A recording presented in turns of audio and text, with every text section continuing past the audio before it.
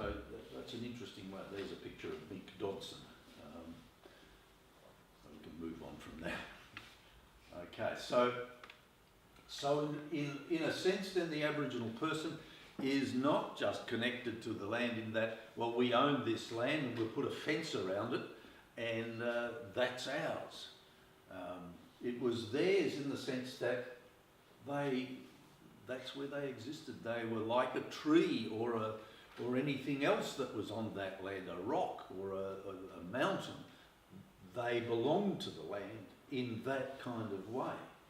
So when we talk about traditional owners of the land in Australia, they do this.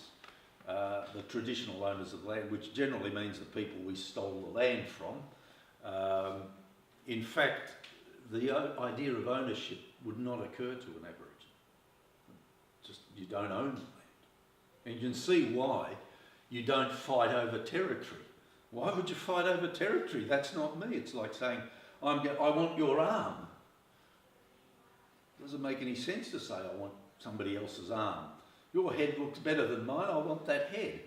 Well, sorry, you can't have it. It would make no more sense for an Aboriginal person to say, well, I want that bit of land because it looks better than mine. It just doesn't occur to the Aboriginals any more than it occurs to us to say, well, your head, two heads are better than one, I want your head.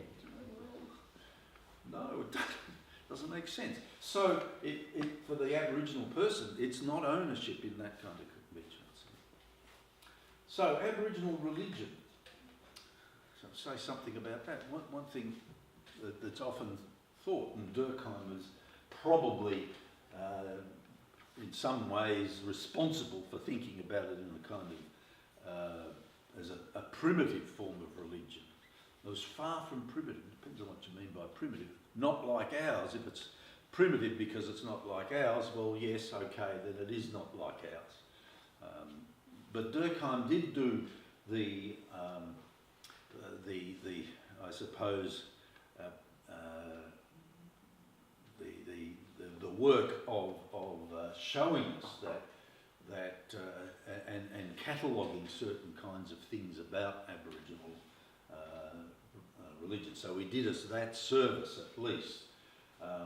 Now, but interestingly, there was the question about whether it could be called religion at all, because there was no priesthood as such. No altars, they made no sacrifices, and superstitions that they had supposedly, and again, calling them superstitious rites was again a put down, didn't seem to be connected to any kind of divine worship. Well, it seemed to be a kind of in the studies that Durkheim made, which were 1912, beginning of the last century. Well, they're just primitive people. Soon this will be all gone and decayed, and that was the attitude towards the Aboriginal people. So they were a degenerate race, Stone Age people who, well, now that we, the Westerners, have come to take over this country, we will run it properly and, they'll just die out. And certainly that was the attitude, kill them all, basically, get rid of them, they're vermin. So the lack of understanding of Aboriginal life was quite profound. So Governor Arthur Phillip, and you can understand this, when the Aboriginal peoples encountered Arthur Phillip came to Port Jackson, obviously in 1770, Captain Cook discovered the eastern side of Australia. And I say discovered, well, the Aboriginals have been there for 60,000 years, so what do you mean you're discovering this country? The Dutch had shipwrecked their boats on the western side of Australia for many years. Certainly, it could go back to the 16th century when the earliest claim that, because the Dutch used to go to the east, what they called the East Indies, which is up to Indonesia. So the path would be to sail down the coast of Africa down to the Southern Ocean, where you would pick up some very strong winds, the roaring 40s. So, but if you went too far down, you would end up somewhere down in Antarctica, which would not be very pleasant. and so you'd miss you had to make basically, I suppose, a left-hand turn just before you hit the coast of Australia, and then sail up along the western side of Australia. Well, of course, you can imagine that not everybody was a competent navigator, so you would have a few times when you go bang straight into oh damn it, we've just crashed into the coast, or an island off the coast. So there was certainly knowledge of that western side of Australia, but there was not much there because that side of Australia is pretty dry and not very hospitable. If you ended up landing there, very soon you'd either get killed by a few Aboriginal tribes who were saying, well, who are these people coming to invade us? Or you just died because you didn't know how to survive in the desert. It would just look like desert to you. You wouldn't know what to eat. There'd be strange animals hopping around, and you wouldn't be able to manage. Okay, but so in that encounter, the Aboriginal peoples were curious, basically. Who are these ghostly-looking beings that are descended on our land? So they firstly left them alone. Of course, Arthur Phillip never really understood the Aboriginal peoples. He didn't understand the bit about we don't really own this, because of course the settlers were busy, marking out their particular territories. Aboriginals didn't understand that. This is our land. This is just, why are they putting these fences, and what are they doing here? We don't mind them, we kept. But sooner or later, there was a clash. And of course, Phillip never really understood anything about the Aboriginal people, and of course we ended up in conflict. So they were seen as primitive. They didn't have clothes. This is an interesting fact about Aboriginal peoples. They have a much higher tolerance to extremes of weather. They're quite comfortable not wearing clothes, even in harsh climate. They didn't need them. Why would you wear clothes? It's not cold, just because you Westerners are freezing and think it's cold.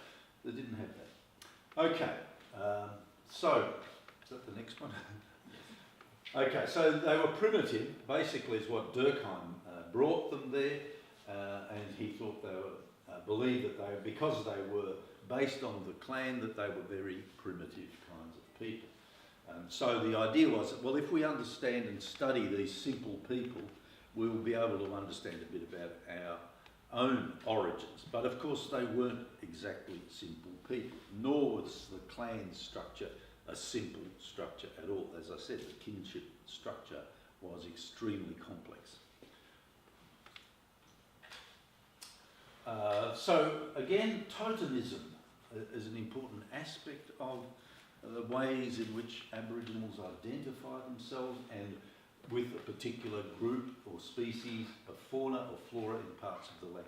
We were linked, or Aboriginal people are linked to the fauna and the flora of a particular place. So the totem represents not just simply a kind of, well, this is a symbol. So, somebody mentioned we're the buffalo people yesterday. Well, the Aboriginal people didn't sort of say things quite like that, but the totemism was that they identified themselves with a particular animal. So, the rock kangaroo. I'm a rock kangaroo. What does that mean? Am I actually a rock kangaroo? Well, in a sense it did, because remember, the spiritual and the physical are all the one.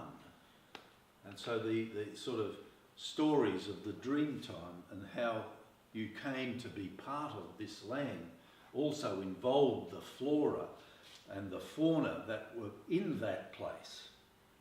And they were placed there by the Creator. And so some of the creation stories are quite remarkable.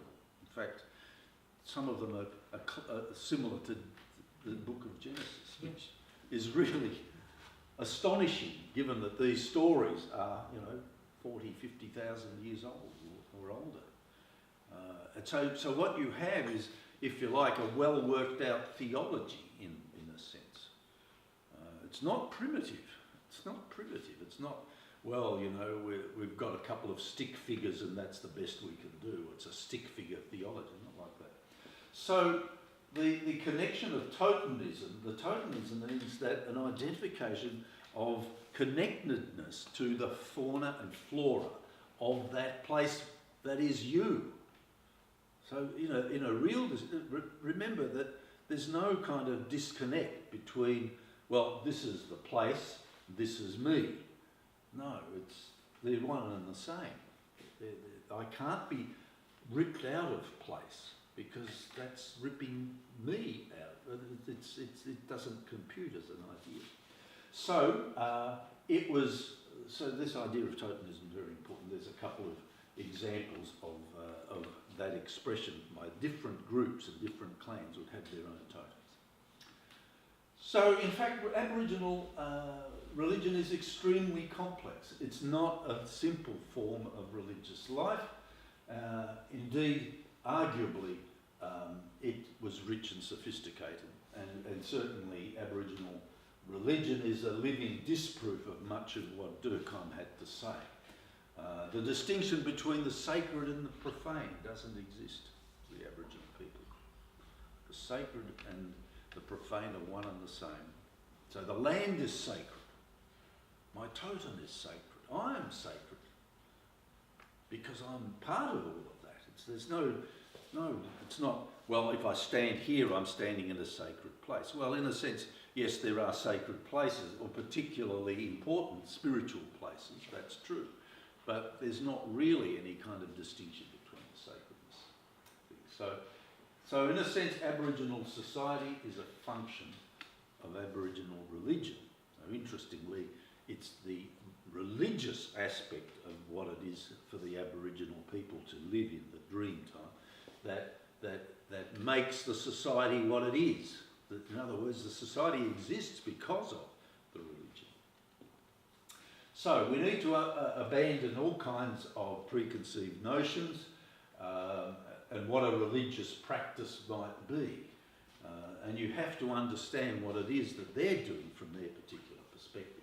So the land and the relationship to the land has a special significance because it's a religious significance.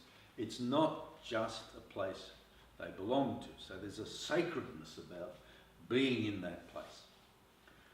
And I realise I probably need to start speaking more quickly. So the Aboriginal order, so the dreaming. So here is a kind of portrayal of the dreaming. It's not really I can't say, well, that's a picture of the dreaming. That's not the dreaming. It's just to give you a sense of the mystical, spiritual beings that inhabit the dreaming. Now, the dreaming is not really a good word. It sort of implies it's something, you know, if the Aboriginal people had only just woken up, they would see reality for how reality is. No. The dreaming is a complex of the way in which the Aboriginal people were in their land. So it's a narrative and a story that explains who they are. It explains the law that they live under and what they are meant to do and be. So they're convinced of this. It's a metaphysical kind of thing in a way. You could arguably say that the Aboriginals are very metaphysical in some sense. So the Aboriginal concept of dreaming, these are some of the terms that are used there. Algiranga, Wonga, Bulgari and so on. It's a symbolic formulation of an intuition of a mystery. So it's a transcendent thing to some degree. But remember, transcendent and physical, the spiritual and the physical are interconnected. There's no real, you know, line that you can draw between these two things. So it's basically a formulation of what a mystery, and it's the significatum of the religious rites and myths.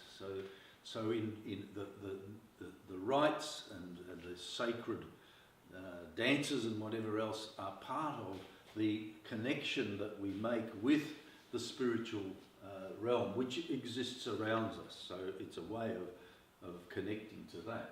So the imprisoning of dialectic of human life, there is the idea of the perennial condition of good with suffering. So the sacred, some of it is a sacred heroic time, which explains how so it's linked to creation. It's when man and nature came to be as they are. So it explains why we are what we are.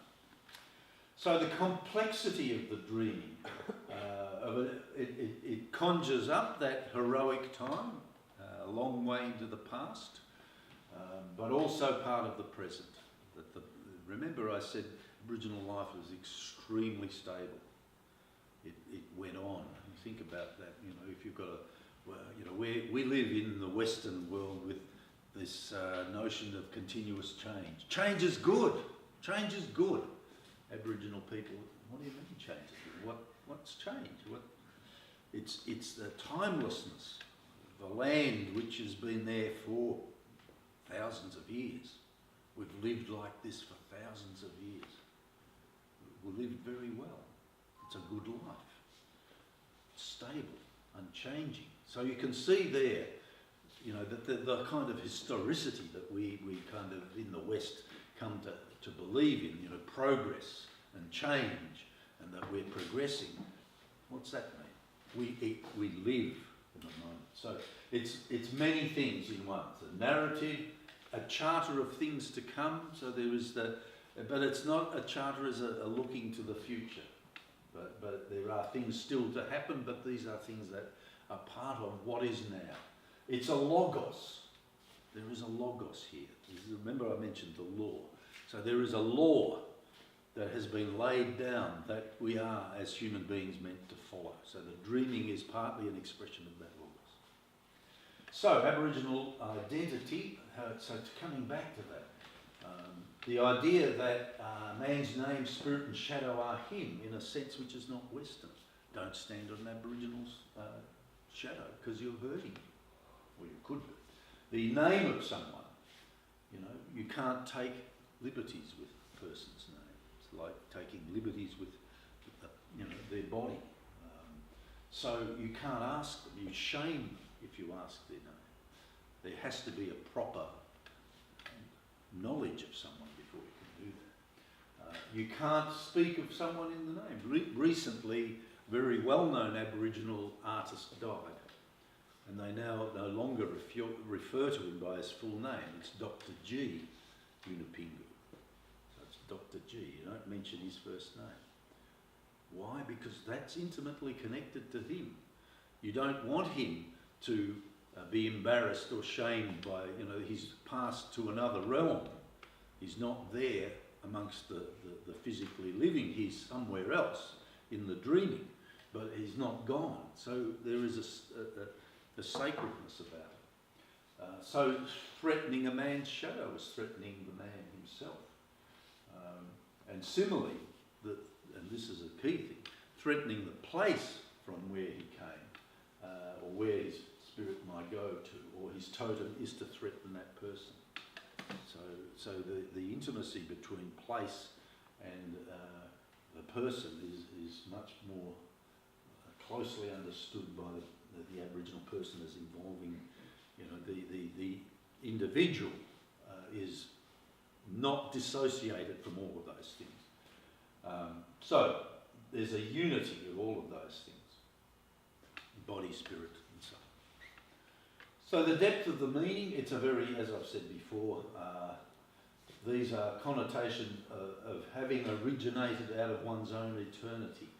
So the dreaming is kind of immortal, uncreated, and that's the concept of the dreaming. So in a sense, it's a kind of creation understanding without being personalised in that sort of way. There is a notion of a personalised being, but it's not the dreaming idea. So a present reality, it's a present reality. You can enter the spirit world, contact dreamtime presences. That is, the mythical beings who helped create the world. So the Aboriginal person becomes absorbed into the essence of the being, such as a rock kangaroo or a snake.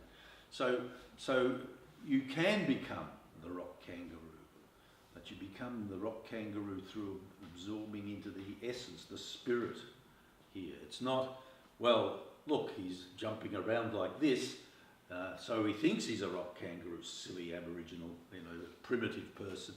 No, there's something much more sophisticated going on here in that identification with place, with fauna, with the depths of that place. So the dreaming is what you're connecting to, that primordial, immortal, creative spirit, as it were.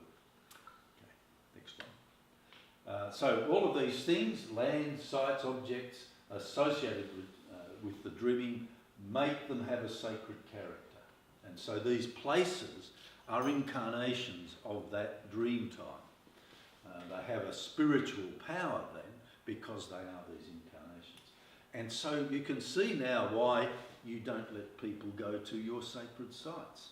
Why? Because these are incarnations of what it means to be, in a very significant sense, who you are. It's intimately connected not just to you as an individual, but you as the tribe. If you're not from my tribe, it's very bad for you to come to know something of this, because it's usurping what is important, and the power of that spiritual power could actually do you harm. So one reason you aren't allowed, there are certain things are restricted to certain initiated men, for example. So there'll be some things that are sacred to men and initiate young men into these particular mysteries. They exclude women and children. And so there are other places where women have their sacred sites too, which are only for the women. So men are excluded, children are excluded. So there's a moral order here in the dreaming. There's a strict understanding of how one should act. There's a sense of permanence and stability. So stability and this thing goes on, that there is a kind of timelessness here about the dreaming. There is a narrative about creation events and stories about creation events, how this came to be what it is, but these are ways of trying to understand how the world came about. It's a kind of cosmogony, the begetting of the universe, a study of creation, but more than that, it's a moral order. So here's a Bora ceremony, an initiation of when boys become men. This was taken in 1898. There would